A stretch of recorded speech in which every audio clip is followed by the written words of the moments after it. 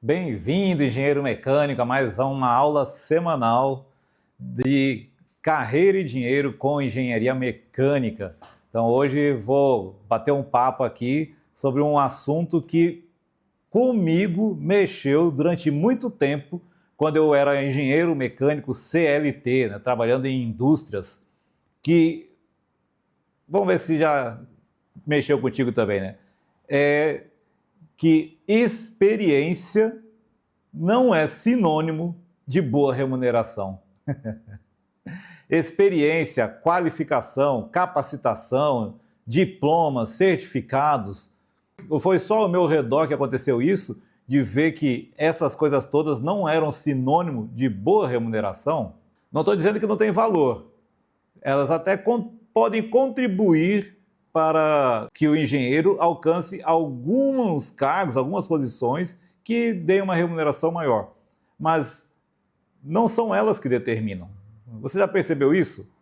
Ao teu redor acontece isso também? Não é a experiência que determina a progressão e a remuneração, talvez sua, ou talvez de outros engenheiros e outros profissionais também ao seu redor, né?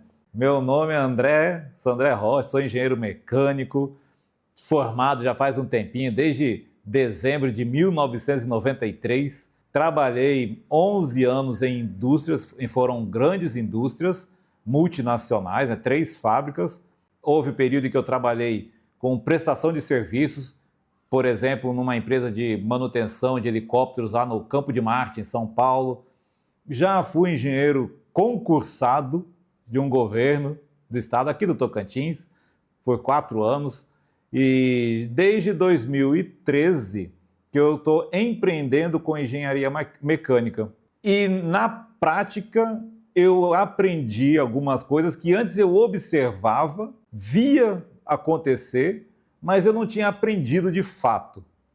E eu vou falar agora a primeira experiência que eu tive, que foi marcante para mim, para deixar estampado na minha cara que experiência e capacitação e qualificação, essas coisas todas não são sinônimo de boa remuneração. Em muitos casos, às vezes não são sinônimo nem de sucesso ou de satisfação profissional. Mas eu trabalhava numa fábrica, foi a última fábrica que eu trabalhei de empregado. Era uma multinacional finlandesa, e lá em Manaus, e eu estava num nível alto de gerência. Então, naquela época, acima de mim, no Brasil, havia só o diretor da empresa, só uma pessoa. Acima dele eram os diretores lá na Europa. Então, eu estava num cargo alto, minha remuneração era boa, mas gerenciando ali a implantação de uma unidade fabril dentro lá da fábrica, eu estava conversando com um fornecedor, eu gerenciava essa parte, era o responsável por essa instalação. E eu estava conversando com um fornecedor específico, tentando entender tecnicamente e buscar alguns esclarecimentos técnicos daquilo que ele estava fornecendo. Ele era o dono da empresa e estava lá presente, participando ativamente, né, de todo o processo de instalação dos equipamentos que ele estava fornecendo lá para a empresa. E eu lembro até hoje a cena, né? Então eu estava agachado, meio que rabiscando algumas coisas no chão, ele em pé, e eu tentando obter esclarecimento dele, tentando desenhar para ele entender as coisas, e chegou um momento que eu percebi que ele não entendia tecnicamente nem daquilo que ele fornecia. E o fornecimento dele era de coisas de alto valor. Na minha memória, o equipamento, a instalação que ele estava fornecendo lá para aquela empresa era na faixa de 300 e tantos mil reais. E isso eu estou falando do ano 2003. Tá? Então, considera aí 360 mil reais em 2003, hoje, 2026, com correção, qual não seria o valor disso? Para você ter uma noção. Então, o cara era um fornecedor de equipamentos de alto valor agregado e ele não entendia tecnicamente nem daquilo que ele fornecia. Quando caiu essa ficha para mim, que eu falei, cara, ele não entende do que ele fornece. E aí eu pensando, eu não falei nesse momento, aí eu pensei para mim, comigo mesmo, o que esse cara tem que eu não tenho? Como é que pode um cara tão chucro, tecnicamente, eu estou repetindo o que veio no meu pensamento, hoje eu não falaria desse jeito, mas estou repetindo na época, para transmitir a sensação que eu tive, que foi marcante. Eu pensei, como que pode um cara chucro como esse ser dono de uma baita empresa dessa, fornecendo equipamentos caríssimos, e eu, com tanta qualificação, estou aqui empregado, ganhando um salário fixo, que era bom para um empregado, mas comparado com um empresário, era pouco, comparado com o que ele estava ganhando. Eu acho que o que ele ganhou naquele fornecimento foi mais que o que eu ganhei o ano inteiro. E o dele foi lucro, né? Salário a gente paga as despesas depois, né? Que recebe. Então eu pensei isso, o que ele tem que eu não tenho? E foi impressionante como a resposta, a minha consciência me respondeu na hora. E eu vou falar assim, me respondeu na lata. A minha consciência falou assim para mim, ele pôs a cara à tapa, ele fez acontecer. E aquilo ficou marcado, porque realmente eu tinha muitas ideias, tinha MBA pela Fundação Getúlio Vargas, Black Belt 6 Sigmas, pela Fundação de Desenvolvimento Gerencial, aquela do Vicente Falcone, a instrutora foi a Cristina Werkman, né? Mais, que eu saiba, é a top do Brasil na área de 6 Sigmas, de formação de Black Belt. Então eu estava fazendo um mestrado numa Universidade Federal, cheio de diploma, cheio de coisa, mas eu não tinha coragem de pôr a cara a tapa. Eu não tinha a coragem de meter os peitos no mercado e começar a fazer alguma coisa. E ele teve. E isso é uma grande diferença. Agora também, assim, cuidado, tá? Não se precipite nas conclusões. Acompanhe a aula até o final. Não é para ser o doidão que mete a cara de qualquer jeito fazendo qualquer coisa.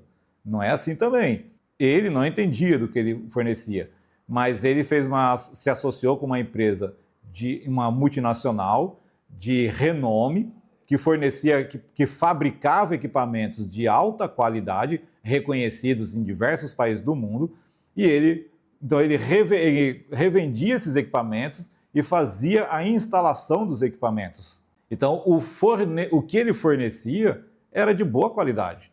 Era de boa qualidade. Então, é diferente isso, de você colocar a cara a tapa no mercado de qualquer jeito e sair fazendo qualquer coisa. Ele fornecia coisa boa, sem conhecimento, sem entender do que ele fazia, sem entender do equipamento que ele vendia. E aí vem a questão, se experiência tivesse muito valor para esse tipo de coisa, tá? Vamos deixar bem claro, a experiência tem muito valor, mas vamos focar aqui nisso. Então, para empreender ou mesmo para ter uma boa remuneração como empregado, a experiência ela não tem um peso tão forte nisso quanto outros fatores, que aqui, por enquanto, estou resumindo como pôr a cara a tapa, que vamos lapidar, não é pôr a cara a tapa. Vamos entender primeiro o seguinte, quando se fala de remuneração, receber dinheiro. O dinheiro sempre sai de alguém para outra pessoa, sai de uma pessoa para outra pessoa. É um equívoco muito grande achar que o dinheiro sai da empresa, o dinheiro é da empresa, o dinheiro é do governo, algo assim. E isso aí são meios. O dinheiro transita por essas coisas, mas o dinheiro sempre sai de uma pessoa para outra pessoa. Não vou detalhar isso aqui agora, porque esse é um assunto legal, merece de ser destrinchado, mas ele é digno de uma aula só para isso. Então, se o dinheiro sai de uma pessoa, o que faz uma pessoa entregar dinheiro, remunerar outra pessoa? O que faz você pagar outra pessoa? No geral, são duas coisas. Você remunera alguém ou por esta pessoa sanar alguma necessidade sua, você está necessitando de algo e essa pessoa consegue sanar essa necessidade. ou por ela satisfazer algum desejo teu. Você quer um lazer, você quer ir ao cinema, você vai lá e você paga a pessoa porque você quer assistir um filme. Não é uma necessidade. Você não tem a necessidade de assistir um filme, mas você tem o desejo. Então você vai lá e paga. Então são duas coisas que fazem uma pessoa remunerar outra pessoa. É quando essa outra pessoa sacia uma necessidade ou satisfaz um desejo. Vamos trazer isso então para a engenharia mecânica e para o aumento da remuneração. De que adianta, por exemplo, um MBA, eu vou falar o meu caso, um MBA na Fundação Getúlio Vargas, um MBA em gestão de equipes, e eu não saber, por exemplo, me comunicar adequadamente com o meu superior imediato, e não sabendo me comunicar adequadamente com ele, eu não conseguir atender às demandas dele, às necessidades dele. Ali ele está querendo primeiro, normalmente, defender o emprego que tem, e ele também está querendo aumento, está querendo promoção, essas coisas todas. E eu não estou atendendo a esse desejo dele.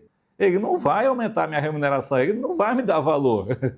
E se ele puder, por melhor que eu seja, se ele puder, ele vai arranjar ou uma outra vaga para um outro engenheiro que entre e satisfaça esses desejos dele, contribua para que ele tenha aumento e promoção, ou não conseguindo uma outra vaga, se ele puder, ele me troca por alguém que vai ajudar. E mesmo que essa pessoa não tenha tanta experiência, não dê tantos resultados quanto eu.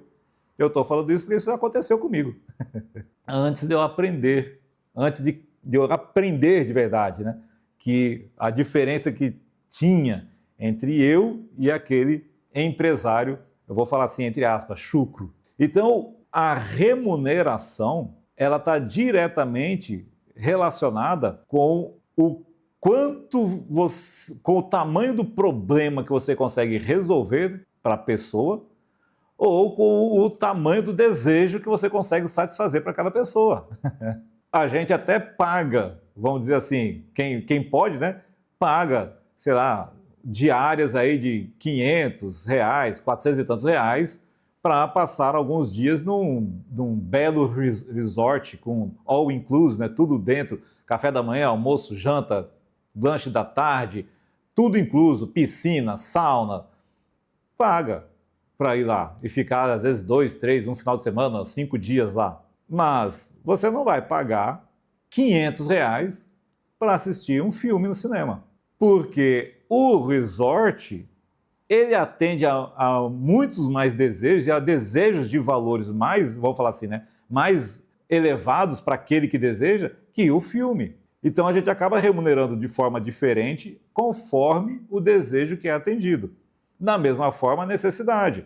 Às vezes nós não pagamos um determinado valor por um determinado serviço, sei lá, uma faxina, por exemplo, um dia de faxineira, a gente não, é um dia inteiro dela trabalhando. A gente não vai pagar para ela o mesmo valor que a gente paga para uma consulta médica, porque as necessidades são diferentes.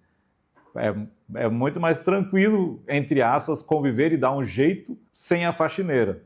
Agora, estando doente, como é que dá um jeito sem o médico? Da mesma forma é a remuneração do engenheiro. Quanto melhor você resolver problemas de forma mais completa e, importante, se comunicar adequadamente com a pessoa que estava com o problema, com a equipe, com as pessoas que estavam sendo atingidas por aquele problema, maior vai ser o valor que você vai ter perante elas. E a tendência é de sim, elas remunerarem você melhor. Vou citar aqui o exemplo agora, eu empreendendo. Então, no início, eu comecei a empreender fazendo o meu primeiro serviço em inspeção NR13, vasos de pressão, e no caso de autoclaves. Eu não tinha experiência nenhuma naquilo. Eu nunca tinha mexido com autoclave, nunca tinha mexido com NR13. Mas apareceu uma oportunidade, e quando apareceu a oportunidade, foi um dos momentos em que aquela conversa que eu tive com o empresário chucro veio à minha mente. Veio no impulso corporal, porque ali eu já tinha aprendido um tanto. E ali foi um momento decisivo, que ali a oportunidade estava na minha frente. Eu tinha duas escolhas: pôr a cara a tapa ou dizer, puxa, eu não tenho experiência com isso, eu não sei trabalhar com isso, eu nunca mexi com isso. E aí eu decidi pôr a cara a tapa e deu o resultado. A coisa foi, os frutos foram bons. Mas vamos lá, naquele momento eu só sabia, eu estudei, pesquisei e eu fiz apenas a inspeção. E tendo feito apenas a inspeção, no relatório, eu coloquei lá o relatório de recomendações. Então, tudo aquilo que estava não conforme, eu fiz um relatório e coloquei recomendação. Por exemplo, calibrar o manômetro. Recomendação, fazer reaperto das conexões elétricas, limpeza de contato das conexões elétricas, instalar o disjuntor adequado. Então, eu fiz a recomendação, eu não fiz a adequação. Isso gerou, o meu trabalho gerou para a empresa cliente a necessidade de contratar outros serviços ou de pegar os próprios técnicos de manutenção deles e realizarem um outro trabalho que não estava programado.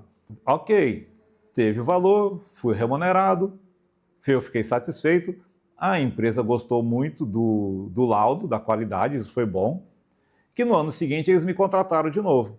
E aí começou a ficar diferente, porque eles já falaram o seguinte: André, coloca na sua proposta fazer a inspeção e já inclui na proposta as adequações. Então, ao invés, a gente não quer que você entregue para nós, ao final da inspeção, um relatório de recomendações. Nós queremos que você entregue para nós a autoclave toda conforme, toda em bom estado e com segurança. Ok. Aumenta o preço, a solução é mais completa, porque aí, quando eu terminei o serviço, estava pronto. Qual era o trabalho deles depois que terminou o serviço? Era atender o auditor na auditoria e mostrar lá o relatório com tudo atendido, tudo ok, e mostrar a autoclave, estava tudo ok nela. Então aí eu resolvi de uma forma mais abrangente o problema. Para a pessoa que contratou, diminuiu muito a dor de cabeça. Porque no ano anterior, ela teve que avaliar, poxa, agora tem que chamar alguém para fazer a calibração dos manômetros. Na época não tinha ninguém aqui no Tocantins que fazia a calibração dos manômetros. Pelo menos não era conhecido nem por mim, nem pela empresa cliente. Eles contrataram uma empresa de São Paulo para vir para o Tocantins para calibrar os manômetros. E fizeram. Então, vai vendo a trabalheira que eles tiveram após o meu relatório de recomendações, e que era importante para garantir a segurança do equipamento. No segundo ano, terminou o serviço, eu entreguei e eles não tiveram mais trabalho adicional nenhum. Só aguardar, continuar operando, trabalhando tranquilamente, zelando do equipamento e aguardar a próxima inspeção periódica. Então, quando a solução do problema, quando você soluciona um problema maior e você tira encargos, tira dor de cabeça do seu cliente, você vai ser mais valorizado, você vai poder cobrar mais dinheiro. E detalhe, de que serviu o meu MBA para inspecionar a autoclave? De que serviu o meu Black Belt para inspecionar a autoclave? A forma como eu olho as coisas depois de ter tudo isso fica um pouco diferente. Mas assim, nada disso era necessário. Poderia ter inspecionado sem MBA, sem Black Belt, sem mestrado. Tranquilamente eu poderia ter inspecionado aquela autoclave, como muitos fazem. Então, por exemplo, para nascer a minha empresa, qual foi o fator decisivo para nascer a empresa? Não foi experiência, porque quando apareceu a oportunidade de inspecionar a autoclave NR13, nem me perguntaram se eu tinha experiência, não me pediram o currículo, não pediram para comprovar experiência ou proficiência naquilo. A única coisa que me pediram, que eu fosse engenheiro mecânico. E aí pediram a proposta. Então, o que valeu para nascer a empresa? O que valeu foi pôr a cara a tapa. Eu não tinha experiência, não conhecia nem de autoclave, nem de NR13. Gosto de repetir isso. Agora é importante um detalhe. Como que resolve um problema sem ter a capacidade de resolver, né? Então, não adiantava nada eu pôr a cara a tapa e chegar lá na hora de inspecionar a autoclave, olhar para um lado, olhar para o outro, perguntar para o operador, ela tá com algum problema ou ela está funcionando direitinho? Aí fala, não, está funcionando direitinho. Ah, então tá bom, obrigado. Tiro meia dúzia de fotos e ponho no relatório que ela está ok. Você até consegue ganhar. Tem gente que está ganhando dinheiro fazendo isso desse jeito, mas só vai ganhar dinheiro até chegar um outro engenheiro que faça o serviço no lugar dele. Porque quando o cliente encontrar um relatório de qualidade, um serviço de qualidade, uma inspeção bem feita, e vai comparar a diferença entre um outro, não chama mais o outro. Então, até consegue ganhar dinheiro sem experiência e com baixa qualidade. Mas eu não sei se consegue um sucesso duradouro fazendo isso.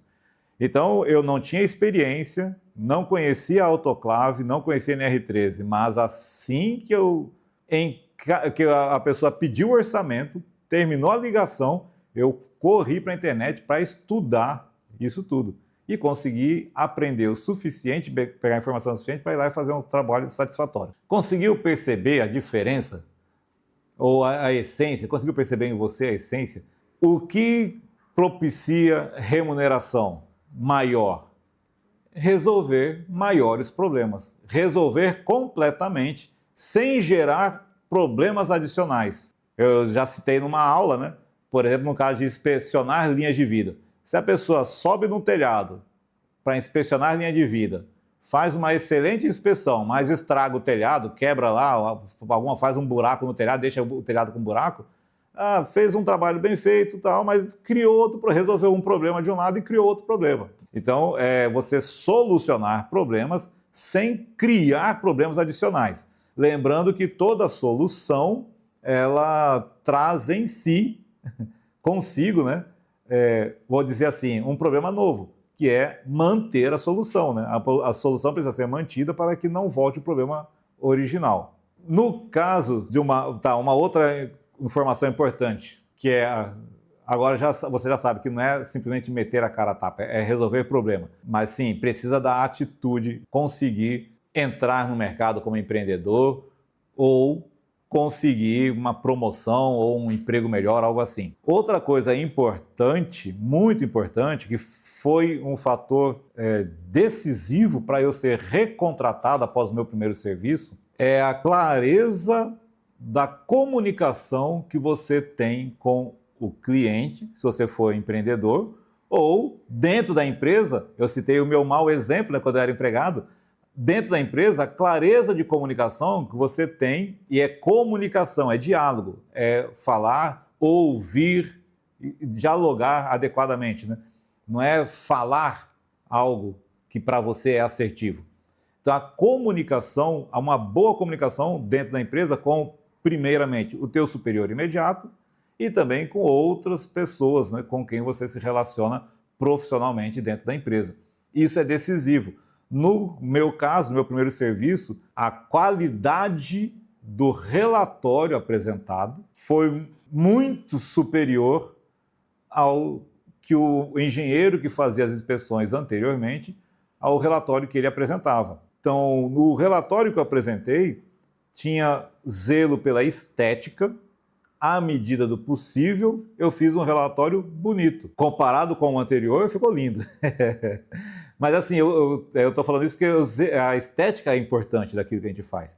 Então eu zelei pela estética e tive zelo pela clareza das informações.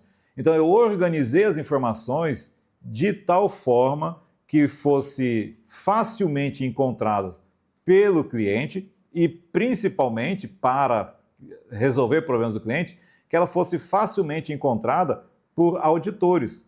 Auditor de ISO 9000 ou mesmo outro auditor fiscal do Ministério do Trabalho, qualquer pessoa que chegasse lá para fazer uma auditoria, no relatório as informações estariam facilmente encontradas, bem organizadas, com distanciamento, tamanho de letra, né, da fonte, tudo adequado, distanciamento para ficar visível sem ser cansativo aos olhos, e fotos, gráficos, a informação estava clara e com um zelo estético. E isso fez muita diferença, e tem feito diferença até hoje também. Os meus relatórios hoje são muito, muito mais bonitos que os primeiros que eu entreguei. têm mais informações, são mais ricos e elas estão disponibilizadas de uma forma bem mais fácil. Então agora, por exemplo, os meus relatórios de vaso de pressão, eu coloco num papel A3, então quando é colocado no livro, né, 2A4, quando abre a página do livro, todas as informações estão aqui, ó, nessas duas páginas abertas, como eu estou ilustrando aqui como se fosse o livro. Então a pessoa abre o livro aqui, ó, todas as informações importantes de requisitos das normas estão aqui. Então ela abre o livro e ela tem todas as informações ali. Não precisa ficar virando muitas páginas de relatório. O relatório não tem apenas as duas páginas, as principais estão ali. Antes tem a identificação da empresa, inspetora, data de início e fim da inspeção, essas outras informações de identificação do equipamento, da empresa contratante, da empresa inspetora e do relatório, tem ali uma capa dele. E depois dessas duas páginas, tem outras orientações do tipo data para a próxima inspeção, quais são as próximas inspeções a serem executadas, inspeção interna, externa, precisa de teste hidrostático, não precisa. Então, daí tem essas informações só adicionais e coloco um relatório fotográfico também. Então, com 5 páginas, eu apresento um relatório de vaso de pressão que, pelo que eu já vi de outros relatórios, em lugares que já passei, é o mais completo que eu já vi. É o mais completo. E tem outros lugares que eu vejo que às vezes o relatório tem 10, 12, 11 páginas, 7, 8, que seja. Então a comunicação é importante. Na forma de falar também. Falei da comunicação do relatório.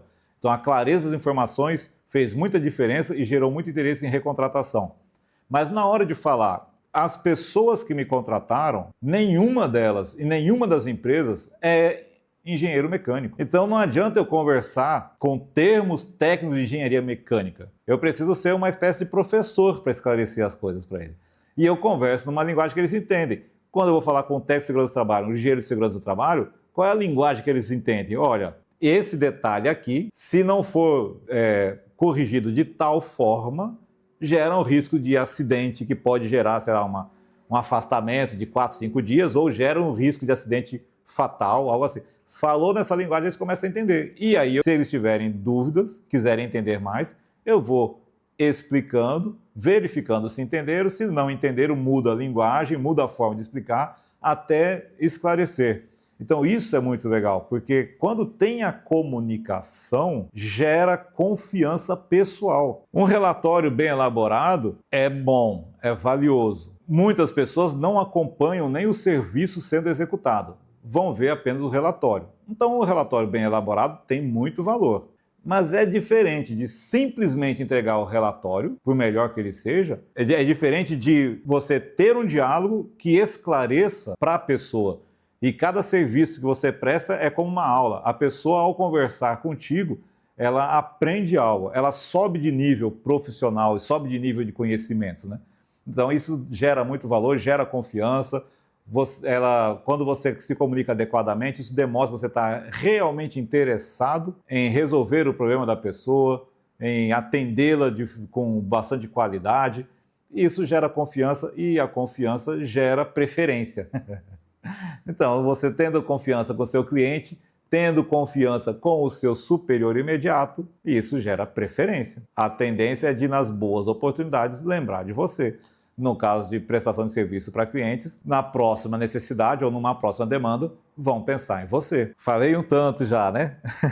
Espero que isso tenha contribuído para desmistificar e para fazer um fechamento, para ver o seguinte: avalie, se você está buscando aumentar sua remuneração, avalie adequadamente o que você mais precisa agora. É efetivamente resolver alguns problemas de pessoas que podem te remunerar melhor, pode aumentar a sua remuneração, que talvez hoje você não esteja resolvendo totalmente. Então é isso que você precisa aprender a fazer, resolver esses problemas? Ou será que você está precisando melhorar a sua comunicação com essas pessoas? Você já resolve o problema, mas a comunicação não está permitindo que elas percebam que você realmente resolve e não tá gerando nelas maior confiança em você. Então avalie e se dedique a isso, porque isso pode valer muito mais que um MBA e conseguir melhorar a sua comunicação pode ser muito mais barato e mais rápido que um MBA.